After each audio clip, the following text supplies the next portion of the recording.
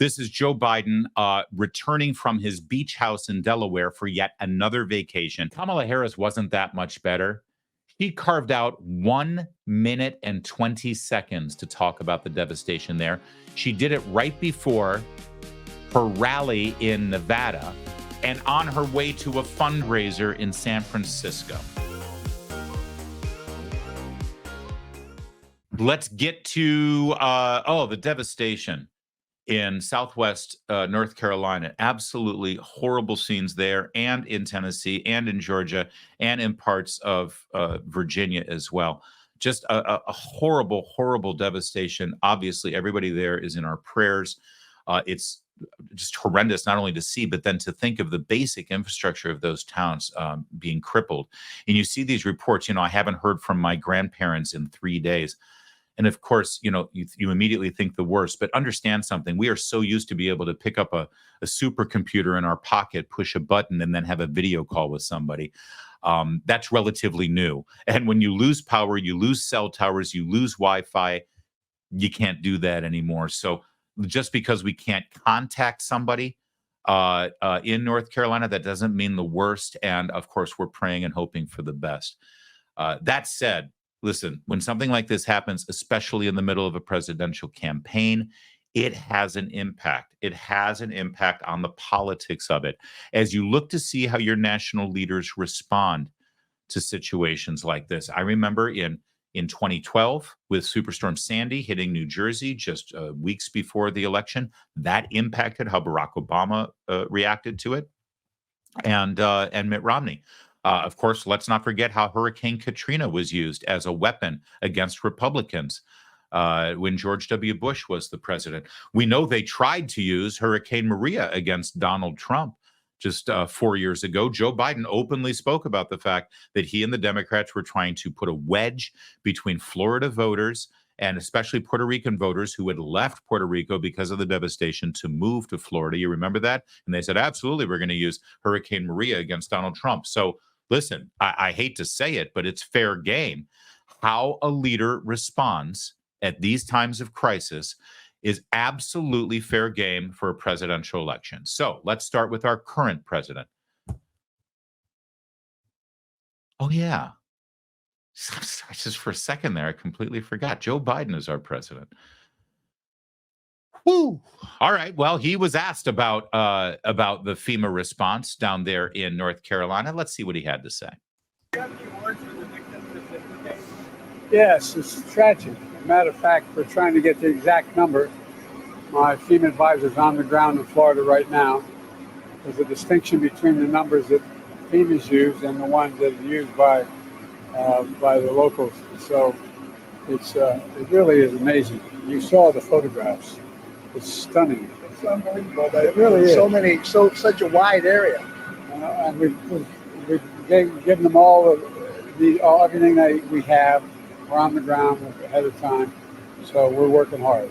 Are there any more resources the federal government could be giving them? No, we've given them. We have pre-planned a significant amount of it, even though they didn't ask for it yet. Hadn't asked for it yet. All right. So, wow. I hope you could hear all of that. That's part of the problem with this response, by the way. Let's break it down for a second. First of all, optics are important.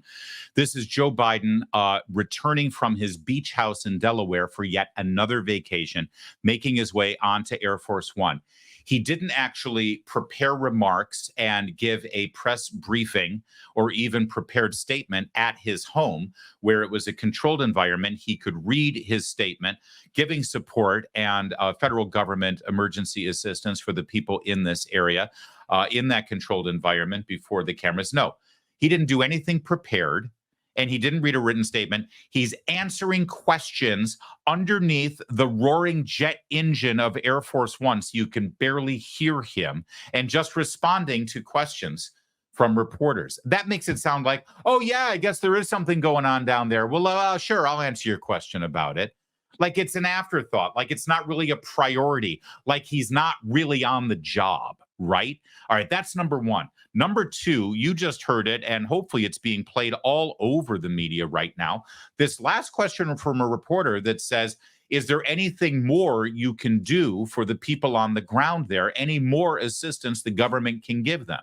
Watch it again. And we've given them all everything that we have. We're on the ground ahead of time, so we're working hard. Are there any more resources the federal government could be giving them? No, he says. No, we've already given them what we had to give them, and they haven't asked for any more. Well, first of all, Joe, the phones are down. But the initial response is there any more assistance you can give them? And the first thing out of his mouth is no. I mean, the first response should be, well, of course there's more we can give them. We're going to assess where they are and what they need, and then we'll address it through FEMA at that time. That's what a normal president would say, not immediately, no, we've already given them everything. I mean, seriously, any other president would be absolutely harpooned because of this gaffe. All right, number one. Number two, can we get back to optics? The fact that he's screaming over a jet engine from Air Force One because he doesn't have time to actually give a proper response to this. And you know how we always see him with his Ray-Bans, his aviators, because he looks so cool, right? No, it's not because he looks so cool. It's because he's constantly squinting now because he's such an old man that the sunlight affects his eyes and he has to squint because his pupils are probably constantly dilated with whatever drugs are pumping into his body. So he's squinting. He's also squinting because he has trouble seeing, right? So the optics of him sitting there squinting like he's angry or in some way scrutinizing an individual who would dare to ask whether there's any more money for these people and then saying no. I want you to just watch what it looks like as he speaks here. With the squint, with the shout, he just looks like a cranky, angry old man who doesn't have any time for his fellow citizens who are literally drowning right now as their lives are upended by this natural disaster. Are there any more resources the federal government could be giving them? No, we have pre-planned a significant amount of it, even though they didn't ask for it yet. Hadn't asked for it yet. It just comes across as unfeeling, uncaring, despicable, obnoxious, angry, and ignorant. But other than that, Joe Biden's doing a great job. And as we look at all of this, again, just imagine if Donald Trump, coming back from his beach vacation, replied and responded in this way. It's just disgusting. Kamala Harris wasn't that much better. She carved out 1 minute and 20 seconds to talk about the devastation there. She did it right before her rally in Nevada and on her way to a fundraiser in San Francisco. Now, we've grown accustomed to seeing Kamala Harris delivered her prepared, scripted, and memorized remarks at the debate, at interviews, and at these rallies. It's always the same lines. It's always the same stories. It's always the same delivery. I want you to think about that Kamala Harris and compare it and contrast it with this Kamala Harris, who is now delivering a brand new 90-second statement that was written for her, right, to deliver before she goes into her canned rally remarks. Watch how uncomfortable and perfunctory this is, and listen for the flat, uncaring, uninterested tone in her voice. See, when she has a chance to practice her lines in front of the mirror before she goes out there and performs with her jazz hands, oh, I'm sorry, that's Tim Walz who has the jazz hands. She can really bring a performance to the table when she has to. We've seen it because she's an actress more than anything else. But this was rushed out. You got to say something about the hurricane. You got to say something about the hurricane. So now watch how she does. And just recognize this is an audition for her to be your president. There's going to be natural disasters when she's president. How's she going to perform? How she'll do. This is how she'll do. I want to talk about Hurricane Helene for a moment. And I know that everyone here sends their thoughts and prayers for the folks who have been so devastated by that hurricane and the ensuing events in Florida, in Georgia, the Carolinas, and other impacted states. And we know that so many have been impacted, some have died. But I want to thank everyone for doing everything you can to think about them, send them your thoughts, send them your prayers. I want to thank the first responders who have done so much. And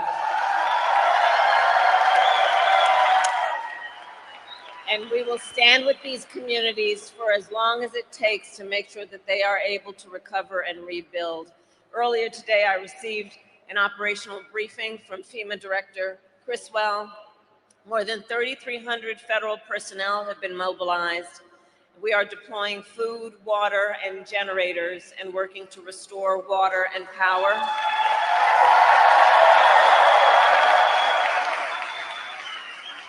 And the president and I have told state and local leaders we will provide whatever help they need in the days and weeks ahead. And so I thank you all for sending your best wishes to everyone there. Kind of interesting that she says that she and the president have spoken to local leaders to tell them they'll get whatever they need in the days and weeks ahead, because the president, when asked that very same question, said, no, they've already got everything. They haven't asked for anything more. Screw them. All right, he didn't say screw him, but that was the attitude. So there you go. That's Kamala Harris under pressure at a time of crisis. That's how she looks presidential. You buying it? Am I the only one that found that to be a very flat, uninspiring, and just sort of perfunctory performance? Listen, maybe I'm being too hard on her, but see, I've been looking at the video of the devastation all weekend long, and I don't know about you, but this makes me emotional. And I think that when you're president of the United States and the people in your country are dealing with this catastrophe, I think that it deserves a little bit more than 90 seconds of nasally, flat-toned, yeah, we'll give them whatever they want. Keep them in your thoughts and prayers. And yeah, I know for all of you out there who are saying, well, what about what Trump said? We'll show you what Trump said in a second. But take a look at this report. Submerge the town. It's beyond anything I've ever seen in my lifetime. Parts of the town not underwater, completely cut off. Somebody on a Facebook post said something about having to fly out of Asheville because you can't drive out of Asheville. That extreme. Yeah. With no power, no cell service, crowds formed outside this hotel, one of the only places in town with working Wi-Fi. We've been just trying to get on as much as we can and either get an email or a text out and just let everybody know that we're okay. We met up with Cindy Tran, her forever home, a self-described oasis ravaged by the cresting French Broad River nearby. The water came up so quick, halfway up to the second floor. We thought the way it just kept rising so fast, it was going to get to the second floor. So we had to get out. A similar scene in the town of Chimney Rock, virtually wiped off the map by floodwaters. Chimney Rock's gone. Flying Bridge is gone. Meanwhile, the heavy rains triggering a massive mudslide that washed out this stretch of I-40, a major highway connecting western and eastern parts of the state. One bit of good news, two dams that were in danger of collapse, the Nolichucky and Lake Lure dams, now appear to be okay as water levels slowly recede. Helene's flooding rains bringing devastation to Tennessee as well. In Irwin, the scene of this dramatic rescue. Patients and staff rushing to the roof as floodwaters engulf the Unicoi County Hospital. Boats and helicopters converging to quickly get them to safety. I was very concerned that we was going to lose the hospital. In South Carolina, crews dug this tree off a car. Strong winds leaving more than 1 million people there without power. Back in Asheville, residents resorting to kayaks to get around flooded streets as they figure out how to move forward. Are you okay? I will be. I'm every now and then. I was fine yesterday, believe it or not, but now like today, things have been settling in and I just can't stop crying. Although the water has started to recede, the damage is already done. And with more potential rain in the forecast, people here just don't know how much more they can take. Unbelievable. Just horrific. And again, when you look at that kind of devastation, you look at the emotions that the people are having and feeling when they're living through this. And then you get, Kamala Harris is sort of that flat tone. And even if I could, let me go back to Joe Biden, because this exchange, again, so very important.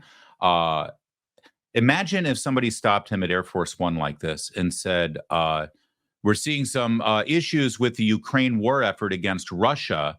Is there any more military funding that you can send to Ukraine for the war? Do you think his answer would be, no, they've already got enough. They haven't asked for any more. Right? That's his question when asked about the emergency relief for the hurricane victims. What resources the federal government could be giving them? No, we've given them, we have pre-planned a significant amount of it, even though they didn't ask for it yet. Yeah, see, no, we've already pre-planned. I've already given them what we pre-planned for them. They haven't asked for any more yet. Imagine Zelensky saying, hey, we might need some more money. No, we've already given you what we budgeted. Imagine a reporter asking you about the Ukraine war effort. Now, you know that the end. Are you kidding? We got a blank check here. There's no price on this.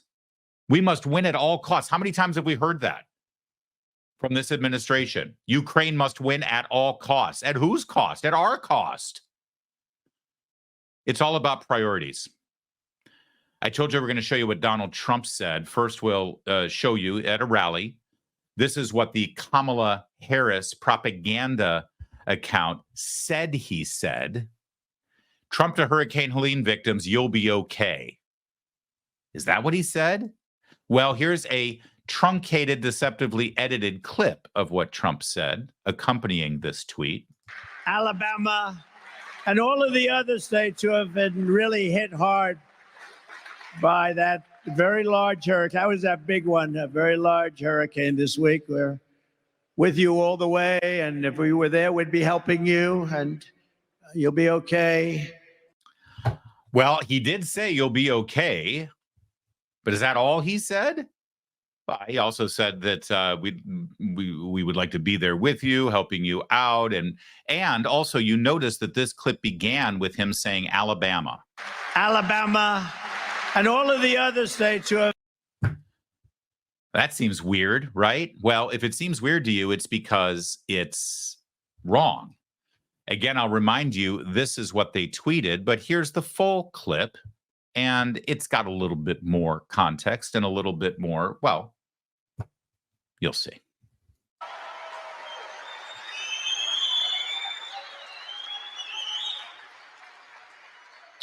Before going further, I want to send our love and support to all of the people in Florida, Georgia, South Carolina, North Carolina, Alabama, and all of the other states who have been really hit hard by that very large hurricane. That was that big one, a very large hurricane this week. We're with you all the way, and if we were there, we'd be helping you, and you'll be okay.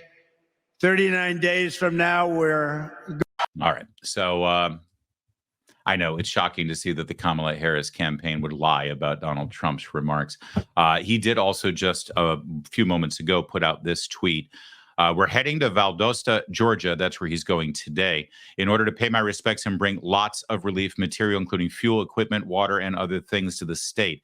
Many politicians and law enforcement will be there. We'll be saying hello to Franklin Graham, Burt Jones, Tyler Harper, Mike Collins, Austin Scott, Russ Goodman, Sam Watson, and the mayor of Valdosta, Scott James. They're working very hard. I was also going to stop into North Carolina, which has really been hit hard. I have a lot of supplies ready for them, but access and communications is not restricted. And we want to make sure that local emergency management is able to focus on helping the people most affected and not being concerned with me. I'll be there shortly, but don't like the reports that I'm getting about the federal government and the Democrat governor of the state going out of their way to not help people in Republican areas. MAGA, indeed. Not only Donald Trump going to the devastation in Georgia and wants to go to North Carolina, but he's actually bringing a plane load of supplies himself from his campaign and from donations. Meanwhile, Vice President Kamala Harris, not to be outdone, put out this message on X. I was just briefed by a FEMA FEMA director, Deanne Criswell, on the latest developments about the ongoing impacts of Hurricane Helene. We also discussed our administration, because it's her administration, let's face it, continued actions to support emergency response and recovery. I also spoke with the North Carolina Governor Cooper about the ongoing rescue and recovery efforts in North Carolina. Our administration will continue to stay in constant contact with state and local officials to ensure communities have the support and resources they need. Doug and my thoughts are with those who lost loved ones and those whose homes, businesses, and communities were damaged or destroyed during this disaster. Their thoughts are with them. What about your prayers as well? Prayers would be nice. Accompanying this tweet was this picture of her. Now, again, this accompanies a tweet that says, I just finished getting a briefing from the FEMA director. Deanne Criswell. And so now here's the picture of her getting her briefing, one would suspect. Burning the midnight oil with a cardboard cup of coffee and the very presidential looking seal of office behind her. I mean, there she is, hard at work for the American people and getting that briefing because, you know, constitutionally, the vice president has a major role in making sure that emergency relief is given to. No, I'm sorry, I can't complete that sentence. They have absolutely no responsibility here at all. But some sharp-eyed viewers have taken a second look at this picture. Let's zoom in a little, shall we? The paper in front of her that she's reading and taking notes on during her briefing is blank. She also has an earphone in, one assumes for the iPhone in which she's getting her briefing on, which is sitting on the desk. But if you look, you'll see that, well, the earphone is just dangling down to her lap and not plugged into the phone that she's supposedly getting the briefing on. But she does look concerned while she wears her, am I told that's a $52,000 necklace? Is that right? I really should design jewelry for a living. I'd design a necklace like that for half that price. So there she is, getting her very important briefing, looking oh so presidential,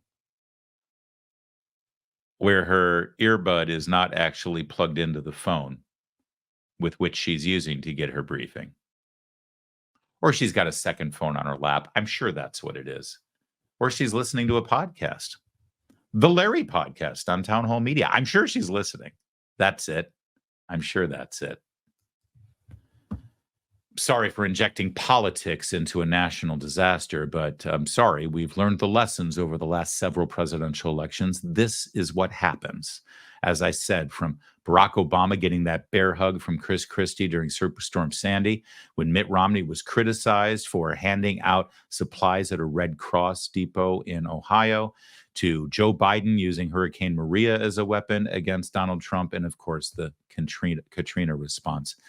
This is what happens, and it is a good opportunity for us to see exactly how our leaders would respond at a time of crisis, and apparently Kamala Harris at a time of crisis, well, we should expect her to stage a photograph of her looking very concerned and on the job.